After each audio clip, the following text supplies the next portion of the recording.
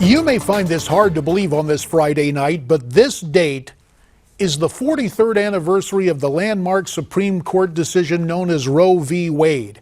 Jeb Bush issued a statement today reaching out to Iowa caucus goers and other values voters saying, quote, "I strongly believe that we should build a culture that respects the dignity of all human life from conception to natural death.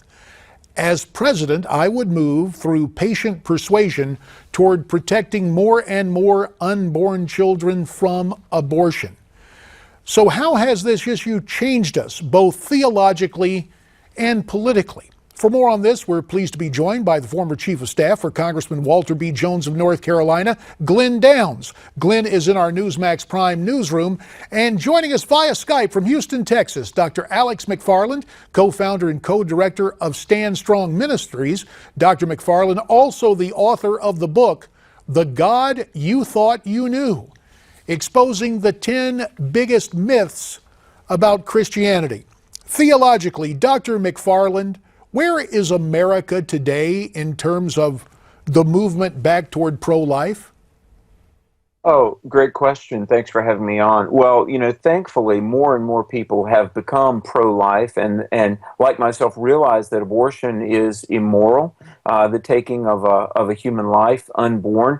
At 6 weeks, the heart begins to beat. If a pregnant woman is killed, it's prosecuted as a double homicide. People know that abortion is the taking of a human life, and science in the 40 years plus since Roe v. Wade, science has supported what theists and Christians have known all along, that every life is precious, created by God, and abortion, especially federally subsidized taking of human life, is immoral, and it's a shame that our nation has tolerated it for this long. Glen Downs, let me move to what some call the ultimate oxymoron, political science. You spent a couple of decades on Capitol Hill. Have we seen movement toward finally reversing Roe v. Wade or seeing legislative initiatives that will protect the right to life? In a word, no. The fact is that, as our friend just mentioned, that the general public has moved more in a pro-life direction, but the political establishment in Washington would like this issue, frankly, just to go away. So what you see, they've been marching for 43 years there in Washington, as they are today, even in the midst of the snowstorm.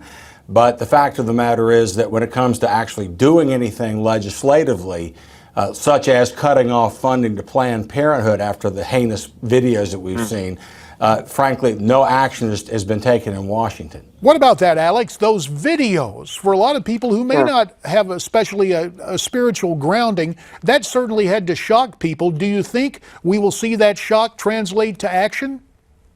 Well, it's sad. We are kind of in a moral funk right now, and if those videos didn't really rouse people to moral indignation, I don't know what will. In my briefcase right here with me in the office is a fundraising letter from Planned Parenthood, and Planned Parenthood says that those videos are fraudulent, they've been faked, which is not true. And Planned Parenthood, in their fundraising appeals in the aftermath of those videos, said, please stand with us and help us continue saving lives. And President Obama, when he spoke a year ago to advocates of pro-choice, said that he would always stand with the funding of Planned Parenthood to save lives.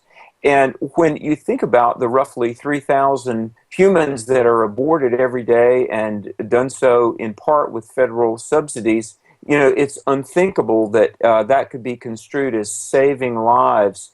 And so you're right, while the general public, the person on the street is pro-life, that's not translated up to our government, and our elected officials have not stood with life as our Declaration, founders and founding documents would have done.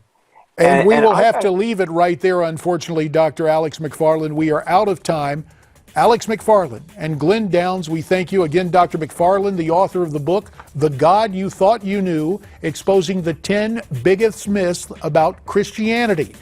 Your thoughts on this, we'd appreciate them. You can send them to me at newsmaxtv.com/comments.